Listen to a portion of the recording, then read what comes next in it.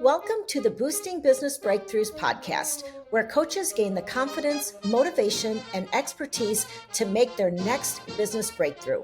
I am your host, Lori Young, certified master marketer, business growth coach, and all-around truth teller.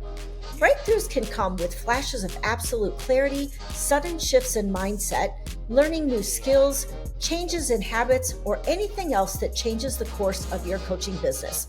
So if you're ready to be inspired and break through to your next level of growth, let's go. Welcome to episode 9 of the Boosting Business Breakthroughs podcast for coaches. Today, we are going to be talking about data. All things data. May not sound like a sexy topic. However, it is a critical topic for us to talk about when it comes to business growth. It is so important that we are looking at the data in our business because this is what drives decisions.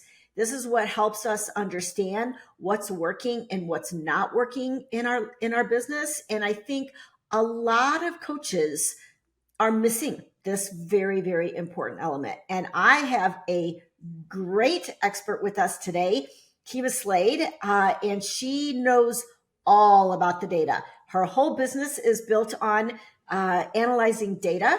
And so I'm going to introduce her and then we'll kind of dive into who Kiva is. So Kiva Slade is the owner and founder of the 516 Collaborative, specializing in providing comprehensive support to small business owners at the intersection of data and operations. With a master's degree in public administration and certifications as a director of operations and online business manager, Kiva brings over 20 years of experience from the public and private sectors. Throughout her career, Kiva has demonstrated a remarkable ability to drive results and achieve success, whether as a legislative director for a member of Congress or as the chief encouragement officer for her children. I love that. When not immersed in business endeavors, you can find Kiva savoring gluten-free desserts or engrossed in the pages of a captivating book. Her passion for helping entrepreneurs thrive and her commitment to excellence make her an invaluable asset to any business seeking growth and operational excellence. So welcome, Kiva, to the show. Why don't you tell us just a little bit about you and your business? How did you come to be like a data expert? Hey, Lori, I am so excited to be here. And so thank you so much for having me. And yeah, I think I've been a data nerd since I was young. We're honest, it's like that one child who's walking around with the notepad and it's like writing all the notes and keeping track of things. That would have been me. Okay.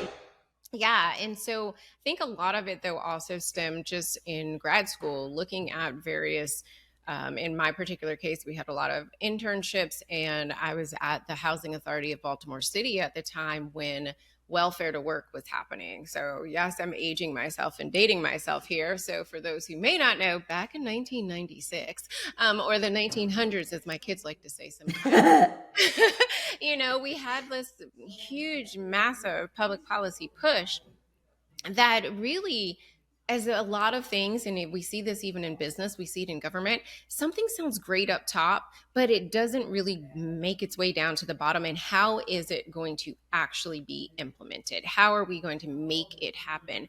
And one of the things was actually working with the Housing Authority on how do we get people who, in many cases, had left school before computers were a thing, and now the GED was a thing on the computer, and get them to move from the welfare system to work. And what does that transition and shift look like?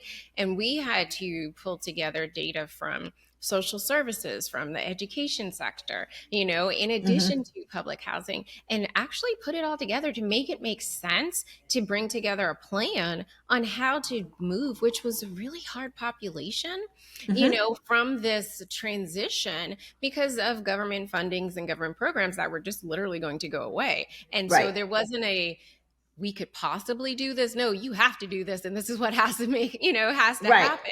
And I find that sometimes we find that in business as well. It's like, something's not working. We don't really know what it is, but we're like, something has to give. We may not always know what that thing is. And I think data gives us that knowledge of what Mm-hmm. that thing is and helps us to really hone in on it. So, yeah, for me, it really comes a lot from that and just really coming forward with realizing that as a small business owner myself, Mm-hmm. I wasn't looking at data. There were, there's things that we do look at.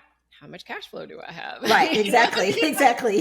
What's my bank account balance and things Right. like that. Uh-huh. We're like, how much is that going to cost me? But there's so many other things that we do not pay attention to. Yet, those are things that we need to pay attention to in order to move our businesses, in many cases, to the levels that we really do desire them to be without the burnout, without tons of team turnover, without all the other things that we think are, problematic, and they are Mm-hmm. in and of themselves, but they're normally not the reason why we are in the situation that we are in. And our businesses are so much more than just what's in our bank accounts. And Right. there's so many other factors that drive in. So for me, it was really looking at that broader umbrella of business intelligence, which large corporations use on a regular basis. Mm-hmm. They take that, they want data from all different sectors, and they Right. pull that together and they analyze it in order to make decisions. Apple is not just on a whim saying, you know let's go ahead and build an iPad, like Right. there's things aren't happening, so they use this business intelligence. And for me, it was like, why don't small businesses use that? And especially in this country, a small business is defined as a business less than $25 million in revenue. Wow. There's a lot of us as small business owners, and we may not have the same tools that some of the larger corporations have. And we definitely don't have as many data points, but that doesn't mean we should ignore what we do have. So Right. that's where my passion for this comes That's from, is awesome. really being able to tap into that so we make better decisions, and not so much decisions that are led by outside experiences or what Sally said, Bob said we should do this. It's like, you Right. know what? Let's take that, what feels maybe intuitive, and actually marry it with what is actually fact based, data based, Mm-hmm. and then let those decisions come forward from that. Love that. Love, love, love that. So we will dive into just data in just a few minutes. But what I want to ask you is, I always start the show asking guests about a business breakthrough that they have had in their business that kind of changed the course of your business in some way. I love that. So it's going to be a visual for those who may not be able to see this, but Lori can Okay. see it. It's a picture of a bear. Interesting. Okay. Okay. Yes. And what's interesting is on the back, it says, trust yourself. Mm-hmm. And so it was a part of a group, and the owner's sister is a wildlife photographer.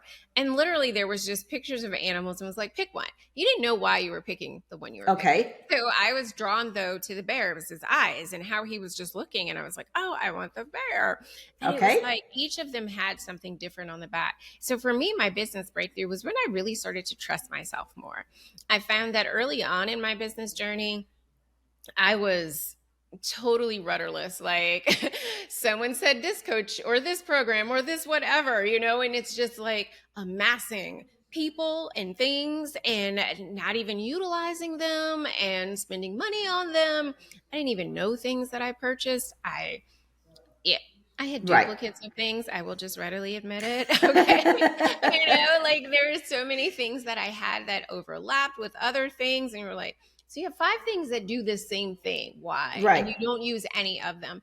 And it really, for me, the breakthrough was when I just sat down with myself one day and literally had that talk, that kind of share moonstruck, slap your own self kind of conversation where you're like, what are you doing? Where are you trying to go? And how do you really want to get there? And it Mm-hmm. was like at that point, I was like, there's so much that I already know. I already, Right. I didn't just wake up and like, today I'm going to go to law school. What's that? Legally Blonde, that didn't Yeah. happen. So with that being the case, it was like learning to trust myself for me was the biggest breakthrough. And since that has, been my go-to, It doesn't mean I don't get coaching. It doesn't mean I don't seek out, other opportunities. But it really comes back to looking again at what have I decided and what have I decided I want this business and my life to look like? And Mm-hmm. does this align? Or is it something that's going to take me in a direction that doesn't make sense for me? And Right. when I've started to do that and really come back, ask myself the questions, let things sit for a while, no impulse shopping, everyone, and really do those things, that has been a major shift, and it has been a confidence boost, which I I think is was just what, going to say yeah, that. I think that's what most of us are sometimes looking for.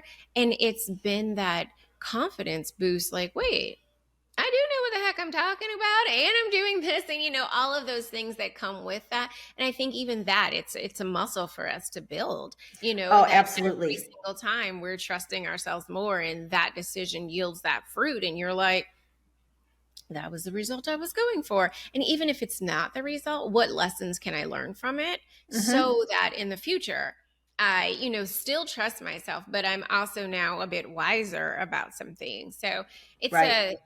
something that's definitely not, some people are like, that's not really monumental, but it was huge for me to just learn to trust myself, because there's a lot of noise out there on what we could do, what we should do, how we should do it, and all of the things. And it creates a lot of angst and anxiety, I think, in Yes. a lot of people. And for me in particular, and trusting myself was huge.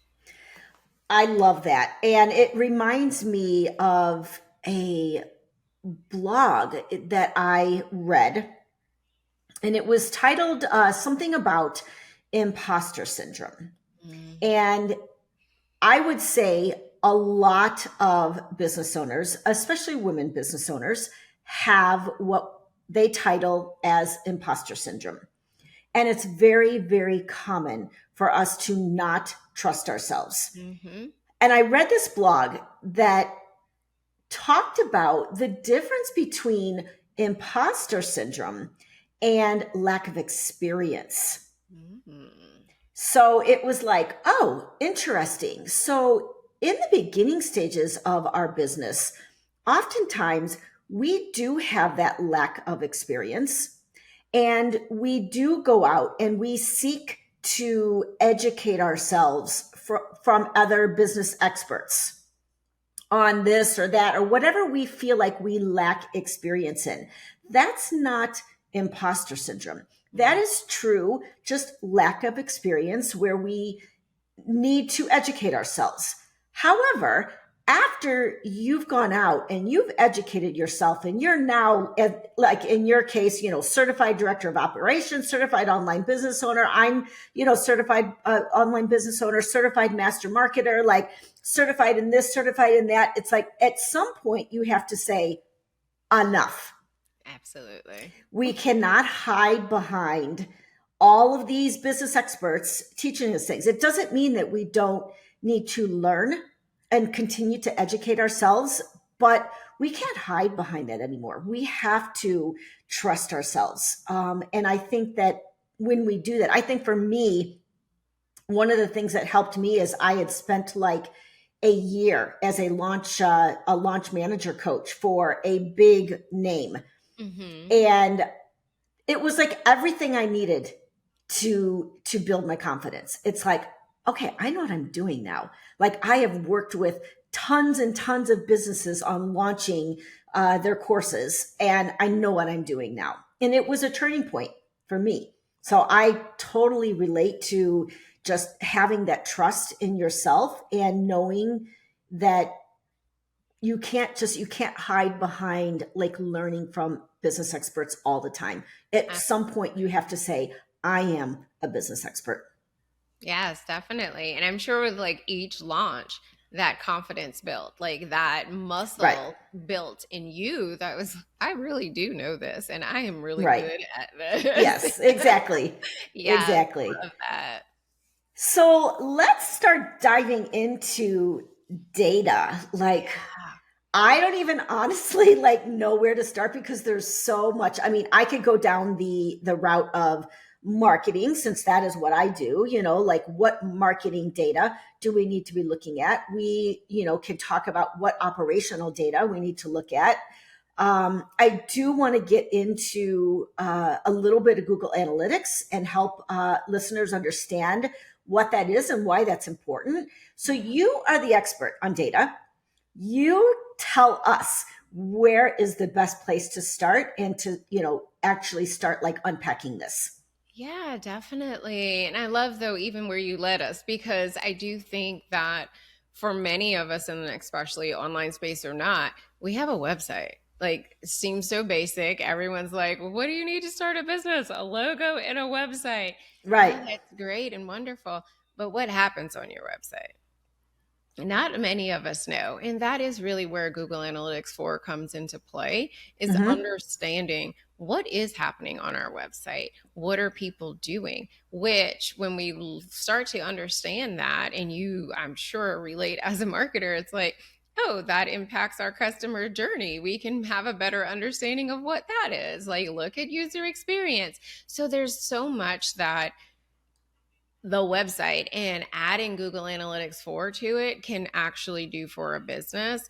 And I think that's a great starting point, because one of the key components of Google Analytics 4 is that it's not retroactive. So if we're, today, if we have it installed today, it's going to start collecting data. It's not going to go back 3 months ago, 2 years ago from when we started our website. So the Mm-hmm. sooner we put it on, the better, even if in that beginning portion, we're not analyzing the data. We still want it to be capturing data.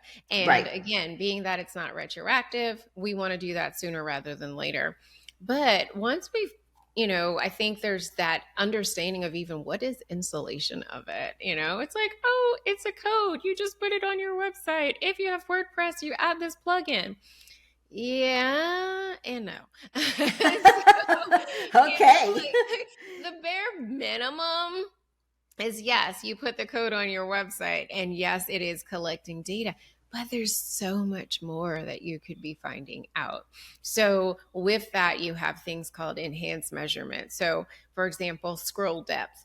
We can figure out how far down a page someone is actually going. Okay, so maybe for you, you have a website that you have a sales page, and you have this amazing video that's at 50% down.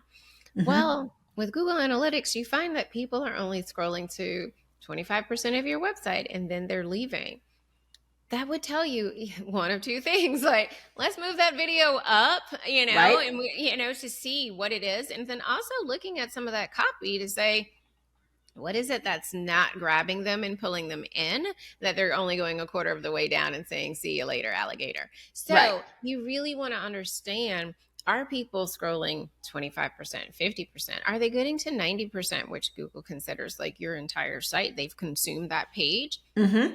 What does that look like? So you have things like that are built in, like scroll depth, which is super helpful. You can track video views, like how long has someone been on that site, but you can also turn those into conversions. So maybe you have a conversion for people who do scroll 90% of your website, Okay. but because of the fact that, just a little total nerd out moment, for those that might have had Universal Analytics, or you're like, what's the difference? The difference is Universal Analytics was cookie based, and I don't mean chocolate chip. Okay. So with that being the case, it was cookie based, whereas GA4 is not. So it's more device based. And so it's looking at where people, I'm sorry, it's cookie less. So with that being the case, though, we all surf the internet differently now. We might be on a Okay. desktop, that we follow that up on, our iPad, but then we're on Amazon because we've already added stuff to our cart, and we're out shopping, and we're like, you know what, let me just go ahead and complete this purchase now. And so previously, Universal Analytics would have counted your desktop as you, as one person, your iPad as a whole nother person, your phone as another person. So you were like, wow, I Ah. had three people. No, you had Lori, and Lori. Okay. Okay. Okay. So it's like, well, how was I supposed to know? And there really wasn't a way for them to know, again, because we were tracking cookies, and we were like, everything had its own cookie and all the things. Well, now we don't have that. And GDPR and all the things, iOS 14. Oh, you want cookies, you're going to have to bake them now because like everyone's doing away with cookies. So with that being the case, though, now we're able to say, wait a minute, that's Lori on her iPhone, that's Lori on her iPad, and that's Lori on her desktop. So now we know this is part of Lori's journey. Lori is multi-device person. She might be doing things on different devices, but all of them are still Lori. So we're counting that as one, not counting that as three, which is super helpful for those of us who are like, can these numbers actually be accurate? Right. So with that being the case, though, with that changeover, it's meant that things that used to be tracked in Universal Analytics, like conversions, weren't conversions that they are now. And then events are a whole new thing, which wasn't even a thing in Universal Analytics because Google could not make a new product and actually keep some of the things that you already were tracking. That'd be too much like, right. So they added in totally new things. So one of them is events. So that whole thing of like someone scrolling to 90% of your website, you can count that as an event on your site. And it's like, so, hey, we've had 500 people who have completed this event. Okay. But you can also say you have a sign up on your sign up for your newsletter. You can count that as an event anytime someone completes this form. Okay, so you're like, oh, so I have this as an event. There's so many different things that you can actually now create as events to have even more data and have more specific data to what it is you're looking for. Maybe you have a very it's a landing page and you're like, I don't have a need, Kiva, for tons of pages on my website. It's like this, and this is all I'm looking for is how many people are signing up for this, newsletter of mine. And then I want to understand some segmentation of how many of my newsletter subscribers are actually coming back to my website and, reading something because of a blog I posted, whatever. Right. And it's like, you can actually now start to segment your audience in those kinds of ways where it's like, people who spend, people who scroll to 90% plus their newsletter subscribers, plus they spent more than 2 minutes on the site. Okay. Like that can be a whole new group now. You can call them whatever you like, and then you could have a different group.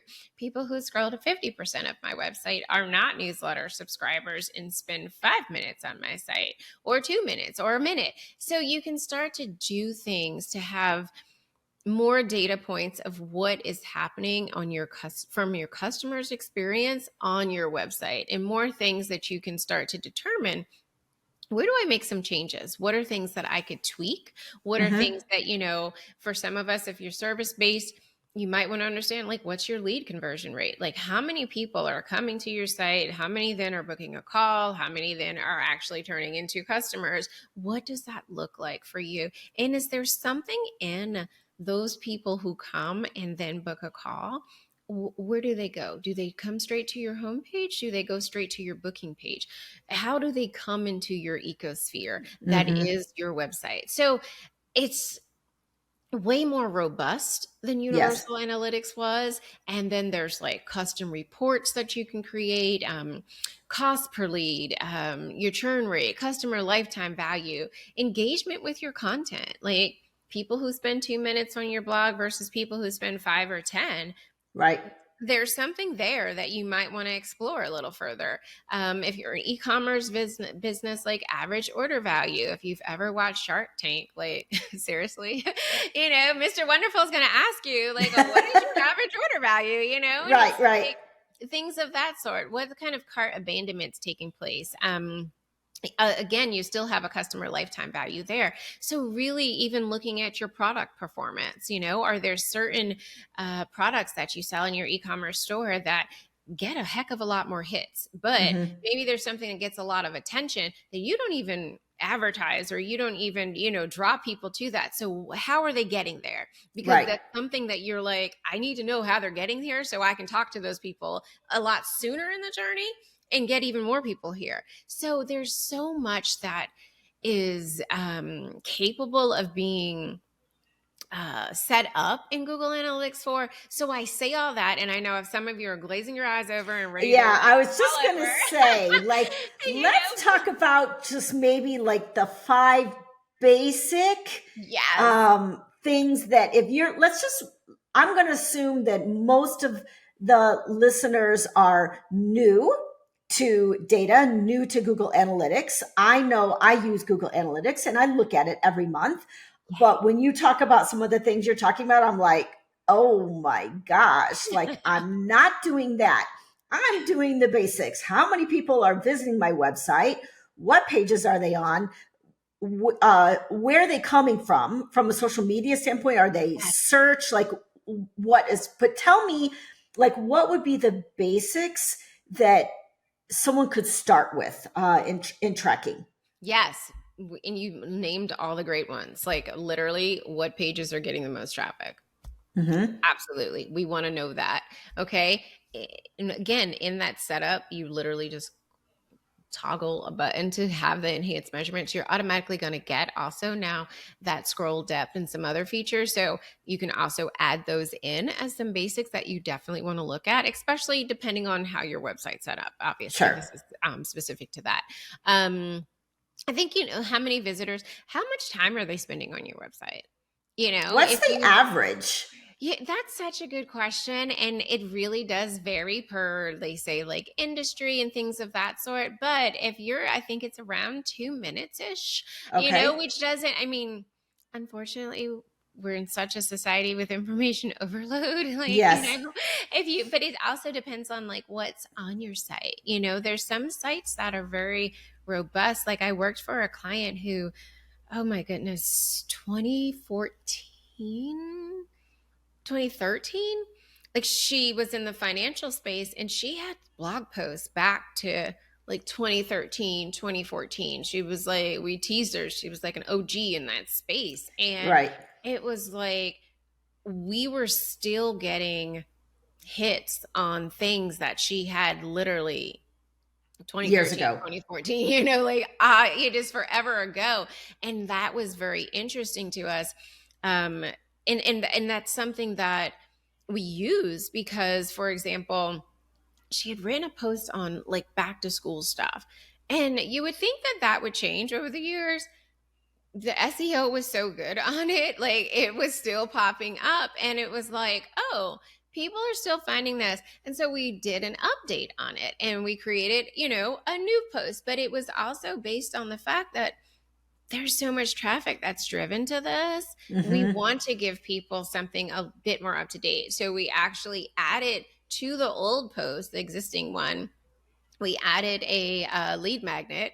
And we were able to collect like obviously new people who weren't on her email list. and Right. and that was it was super helpful and it helped us grow the list. And we were able to start tracking where those people came in from. So like, and how long from that time that they came onto her site and signed up for the newsletter before they came into one of her paid programs. And it started to give us some insights into Right. what is taking place. So all that to say, you definitely want to look at what pages people are coming to. Mm-hmm. Look at also, like you said, where's the traffic attribution coming from? Are they coming from social? Break that down though. Like if you Right. go into Google Analytics, you don't want to just look at source, you want to look at source and medium. So are they coming from Facebook? Are they coming from Pinterest? Mm-hmm. Whatever the source is, and then ask yourself, where am I spending my time versus where are these people coming from? Yes. Yes. Because if you're spending your time on Instagram, for instance, Instagram, for and instance, everything's coming from LinkedIn. yeah, it's like, hello, there's a mismatch here. You think you want to change where you spend your time. And I think that's one of the things that data definitely does. It's like, if Instagram is not where is not driving traffic to your site or is not driving traffic that converts to your site. Right. This same client, whenever she would do an event, Instagram actually drove the most traffic to the landing page. Hmm. The email list actually drove the most buyers to the for the Okay. event, Makes And so, sense. Makes yeah. sense. So we would actually parse that out. So it was like, then we was like, oh, let's talk to the email list a bit more about these things because these are your ride or die, Right. and they're like, oh, you're having something, here's my money, take it.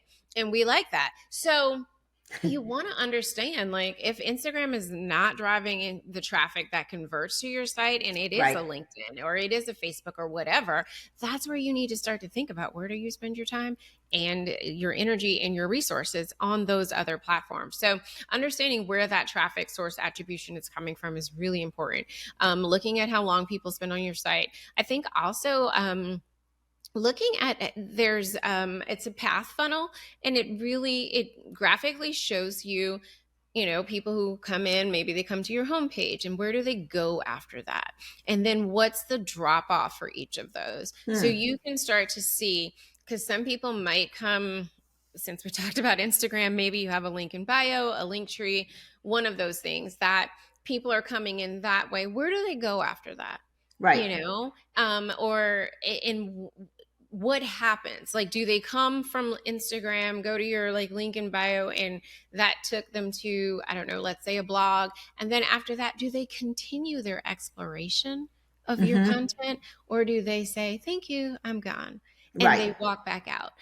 So what does that look like? So really looking at the path funnel, I think that was another one that's just super helpful. Just, again, it's a whole graphic that they just show you where people are going, and they let you know where the fall offs are. So if there's 100 people who come into the homepage and 75 of them go to your about page, Hmm.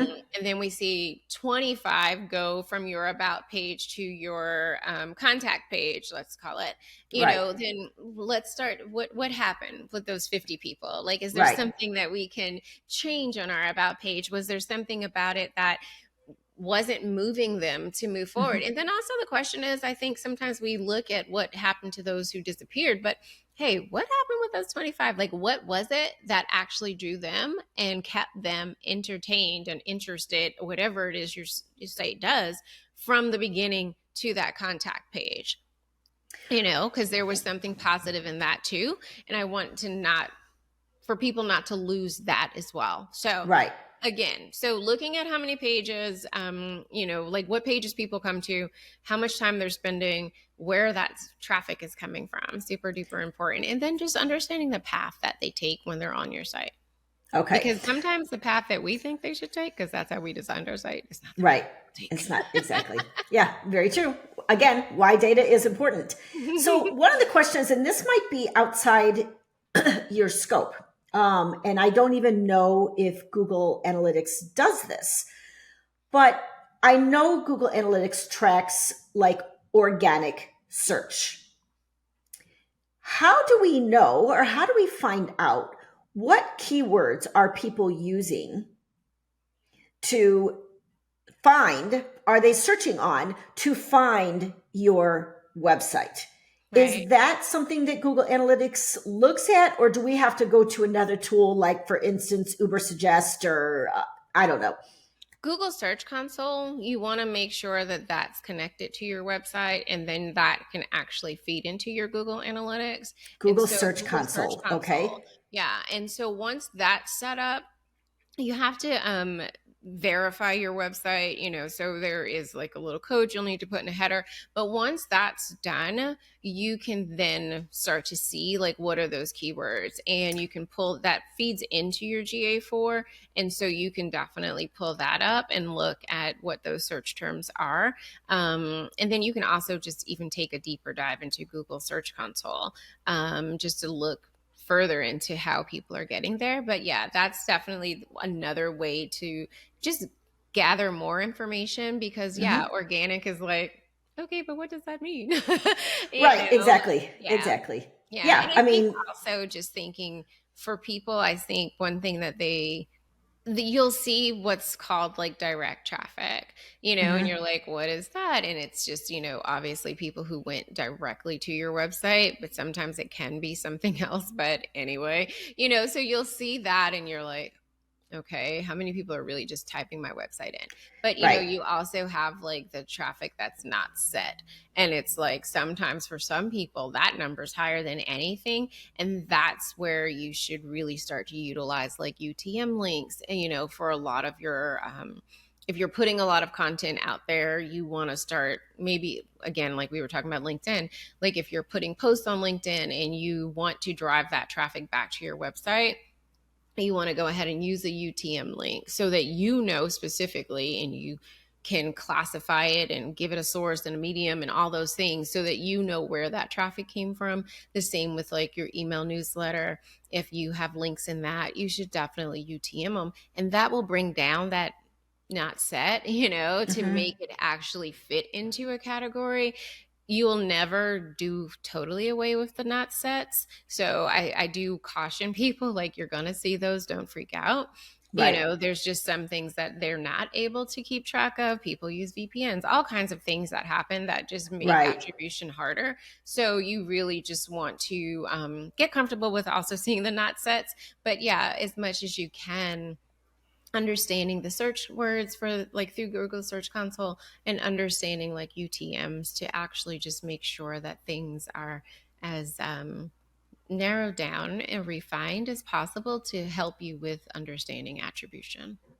Yeah, I have a quick little story to share about keywords. Yeah. So I was just diving into the data on my website, and I noticed that there was a particular keyword, and I don't remember what the keyword was, but it was something so off the wall and so completely unrelated to my business. And I was getting tons of traffic to my website from this ridiculous keyword. Well, I tracked it back to a blog post that I had written that had that keyword in it. And I was like, okay, this blog post has to go. Exactly. Because it was just driving all this completely unrelated traffic to my website, which skews the data. Absolutely. I have one like that on bras. I did. On bras? Yeah.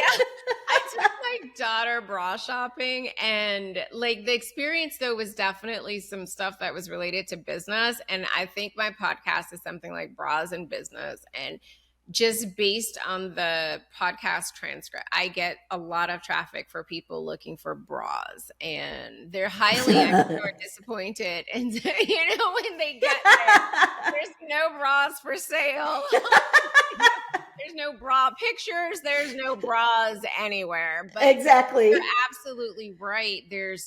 That's a reason sometimes to really look in and use some of these other tools that will, whether it's AI or something else, help us create titles, long tail keywords and things that are actually that are better for SEO than maybe some of the things that we're thinking about. Because I'm sure if that time I would have probably, Chat GPT didn't exist in my life, but I'm sure if I would have put what I was thinking, it probably would have given me a much better title than bras and business, which has disappointed a lot of people. But that is such a good point of just understanding, like, where's this spike in traffic coming from? Right. And, because sometimes, hey, it could be something else. Like someone we, know came across our content and they shared it with their people. And it's like, oh, wow, I had no idea.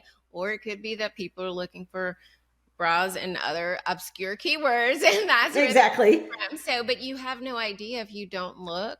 And that's, I think, the main point I'd love to drive home is like, just look, people. Do not be afraid to look. Do not be afraid to know your numbers. And I think knowing your numbers financially is one thing. And I think even in that, we can always dig a lot deeper than some of us do, but also understanding what your numbers are for the rest of your business and how those things definitely fit together like puzzle pieces, to give you just a more holistic look at what is the health of your business, what is the direction of your business, and where is it going, and is that where you want it to go?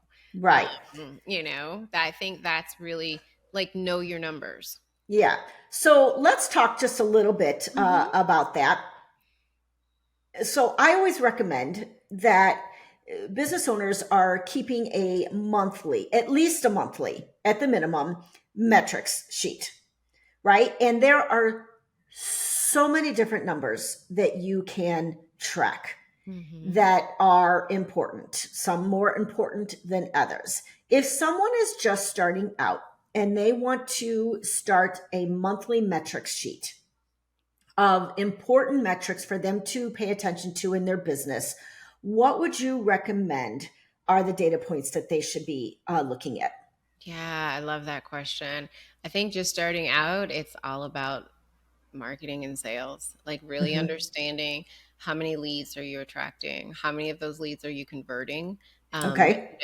and what does that, and what do those conversions, what are they worth, because depending on what you offer in your business, you might have more than one product or service. And so are you attracting the leads that are converting for your $100 offer versus the leads that are converting for your $1,000 offer? Okay. And so understanding there what your lead pipeline looks like, because your lead pipeline is right now, that's your oxygen, that's your bread, your butter, that's your everything for that business to continue to grow. So really focusing on where are your leads coming from, how Hmm. many of them are there, how many people are booking calls with you, and what is your conversion rate from those calls to actual sales. Okay. I would totally just stay there, if I'm honest. I know some people are a bit more what's the word, adventurous maybe, so they might want to track more. If you're going to track more, your newsletter, looking at what your open rates are, what are your click through rates. If you're putting links to things, I think that that's actually something that's important, because is your message resonating with those who are on your list? And what does that look like? I think the other thing would be just monitoring your money, like really Hmm. understanding, what's in the bank. For me, I encourage a lot of people, like, follow profit first, like whether you have that particular version. Donald Miller and his Grow Your Small Business has a similar version of, like his accounts are called some things, whatever it is for you. Understanding what it is to pay yourself, understanding what it is to set aside for taxes, and what are the operating expenses for your business, like keeping track of what it is that you spend. Hmm. Because if we go back to the beginning, like, you do not want to have in your inbox, your Google Workspace, your whatever, 5 different tools that all do the same thing that you Right. paid for because someone said it's a lifetime deal, and you just, in your lifetime, you're not going to use them.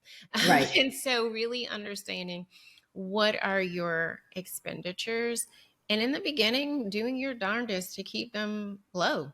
Right. Yeah, and I think sometimes that's it's hard because there's so many things, and it's like kid in a candy store, and everyone makes you feel like you need to have all of these things. Put together your list of the nice to haves, and Hmm. those are your goals for where you're going to get in your business. But really understanding in the beginning, we're trying to really calculate the, track these monies and make sure that they are doing the things that they need to do. But yeah, but honestly, in the beginning, just focusing on the your lead pipeline is Hmm. where people should put that energy. Because if you don't have leads, you don't have a business. Like, if you Right. don't have people trying to buy whatever it is, then you can't convert air into money, like. Right. And so with that being the case, really focusing on where's your customers coming from. And that, Right. I think, is, I don't know if we always put the energy in that at the beginning of the business that we really should. I think people think marketing, and they think more branding, and I need a logo, and I need this or that. And it's like, no, you need people with money who are going to pay you for what it is Yes. that you're trying to Yes. do. Like, Exactly. I don't think they give a doggone about your logo. Like, if they were trapped in a room and they couldn't describe it, no one cares. They're their money, clear the bank, and you make it to your account. Like, that's what we're talking about. That money Yes. is oxygen. That is how your business breathes. And you need to understand what that is. So whether it's the actual money or the potential money, which is those leads, that is really where I think people should spend their focus in the beginning, until that is a predictable kind of Mm-hmm. system, and you have it, and it's like, okay, the leads are coming in, I'm converting. Because you might find you're getting a lot of leads, but you're not getting a lot of sales. So Right. what needs to change in there? That right there is a data point. If Right. you've had 50 calls and you've only converted 2 people, is there something in your sales pitch and something in your conversation for sales? Are you afraid to ask for the money? Is it your proposal process? Like, where's the hiccup, the giddy up that's causing this problem? And I Right. think that, making sure that that is worked out and that is predictable, then you can start looking at some of these other things. Right. And you're right. There's no shortage of things that we can track. Exactly. But, it's like spending time there in the beginning. And I think as a business grows, it's okay to understand you may not be, or your team may not be the people to look at this. Your team is doing other things. Don't be afraid. Like, bring someone in on a fractional capacity who just meets with you once a month to go over your data. Hey, this is what I'm seeing. This is the report I've prepared for you and your team. And these are my recommendations. Like, and then you and your team decide, like, hey, we like this recommendation. We don't like this. Like, don't feel that there's so much and I don't know, so you just don't look at it. I'd rather Right. you partner with someone who works with you to, whether it's create yourself a dashboard if you like the visuals. But even with a dashboard, if no one's looking at the dashboard, it serves no purpose. It's Right. a Right. pretty thing. So really don't feel that you can't reach out and say, hey, what do you do, like, on a monthly basis to consult with me around this is the data, like, just dump Right. it and say this is it, and make that other person, someone like myself or others, colleagues who do this, to be the ones to decipher that. And they're reading it for you and giving it back to you and Yes. telling you some things. And then you can still go ahead and make those decisions. But you now have this piece that adds to your decision-making process. Yes. And the last thing I want to say about data that I think is important, because I run into this a lot. I think it's really important for you to know what is the norm or the average of a particular data point. I get this all the time, especially in launches. Someone has, 400 people on their email list, and they want to convert, 50 people to buy their product. Mm-mm. It's just not realistic. No. It doesn't happen. There are very specific numbers, conversion rate numbers, and yes, there are a range, 1 to 5%, for instance, will buy, of the people that open emails. And then, average email open rate is X, right? So educate yourself with business experts that know those kind of numbers, so that you're not setting unrealistic goals in your business. And so you're not thinking that you're failing Yes. in business. There's just so much that the data tells us, but if we don't know what is the norm and the average, we don't know how to interpret the data. Absolutely. And I love that you touched on that. I feel that there's so much of that, especially in the online space. Like, such and such had this such and such launch, and they have 100,000 people on their list that they've nurtured for 25 years. Right, exactly. And it's like, and you have 400 that you've been talking to for 3 months. Like, Right. like, compare apples to apples and oranges to oranges. And that doesn't mean that there might not be, a fluke that happens, and you hit the market at just the right time with the right offer that everybody and their mama and their cousin needs, and they do sign up.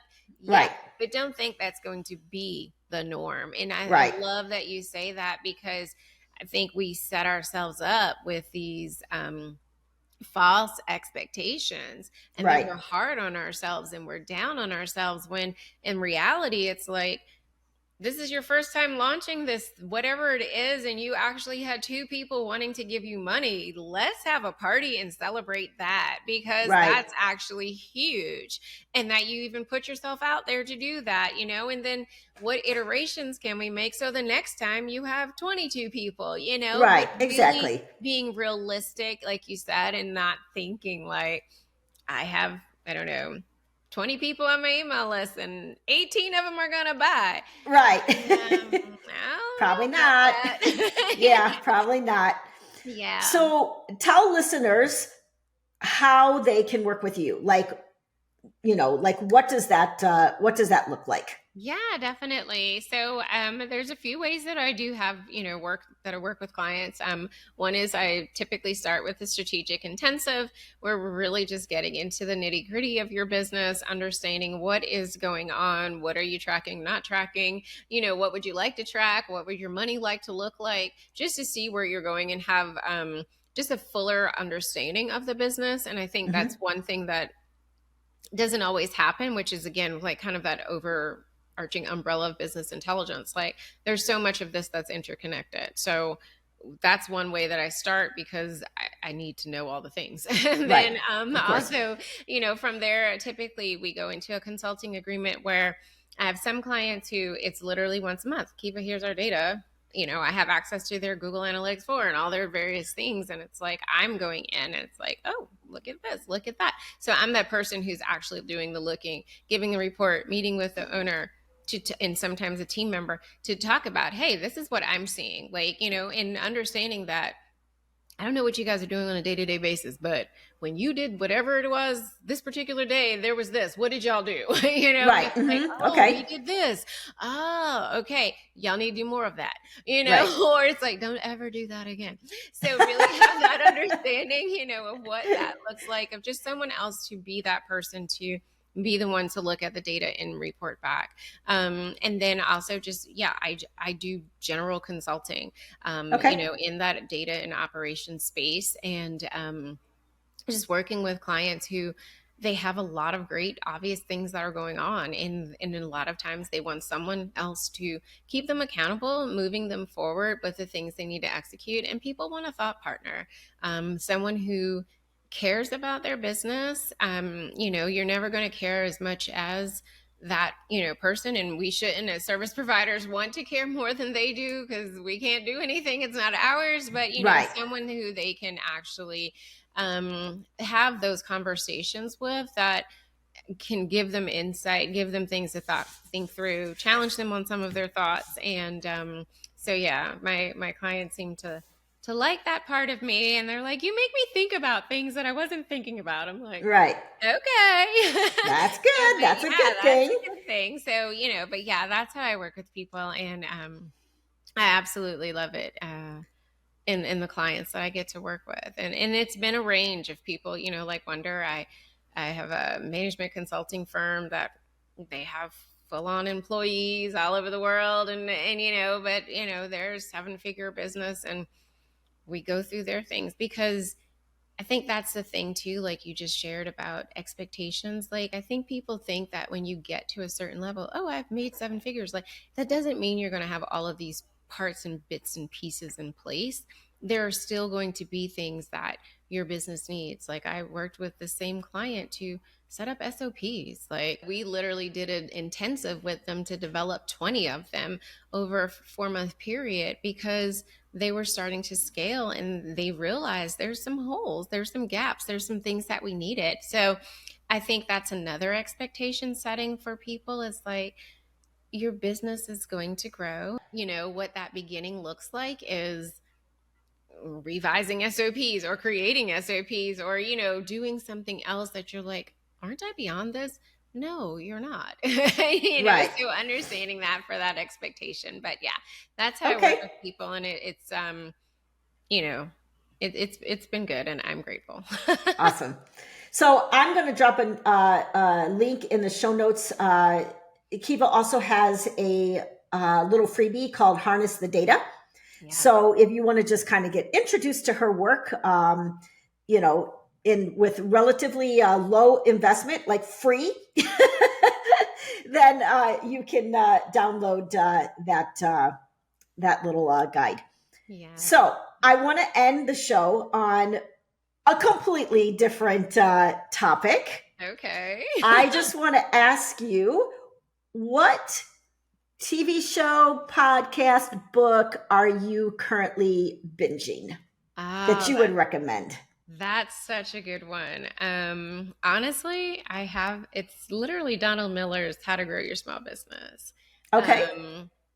I was a little skeptical, I'll admit, before diving into it, but I think he makes such a good case, and I think so many of us get some of the steps. He compares it to building an airplane, and I think we get some of the pieces out of order, and it's an easy read. I started it on Audible, and then I actually, like, you ever listen to an Audible book and you're like, wait, I need notes. What is this? And so it's like, then you go buy the book too. You're like, okay, yeah. Mm-hmm. So yeah, that's the one right now.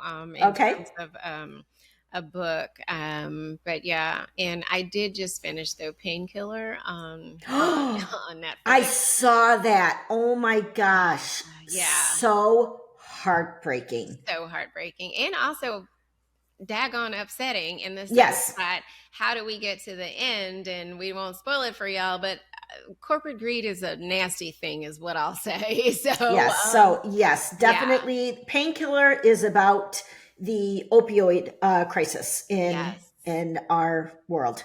Yeah. So I'm starting Dope Sick on Hulu, which people say tells it's the same story. Okay. Opioids and OxyContin, but they say it's told differently and better. So it's called Dope Sick? Dope Sick, as in. Oh, Dope Sick. Okay, got it. Yeah. And that's on Hulu. So I just started that last night, and but it's a bit more specific as to where they started and more of the thinking, because it's apparently, I think, based off of a book on the Sackler family. So it's definitely, like you said, it's not an easy watch, but it is highly informative. Yes, definitely. Yeah. So anyway, thank you, Kiva, so much for being here. I really appreciated everything that we talked about today. So. Yeah, thank you so much for having me, Lori. And I'm so excited for your podcast and all of those that you are going to impact. So congratulations. Thank you. That's a wrap on today's episode. Thanks for listening to the Boosting Business Breakthroughs podcast. Want to hear more business breakthrough ideas? I'll be back next week with a new episode to help you grow your coaching business. If you enjoyed listening, make sure you subscribe, leave us a rating, and tell all your coach friends where to find us. Head over to boostingbusinessbreakthroughs.com to learn more. Thanks for listening, and remember, your next business breakthrough is waiting for you.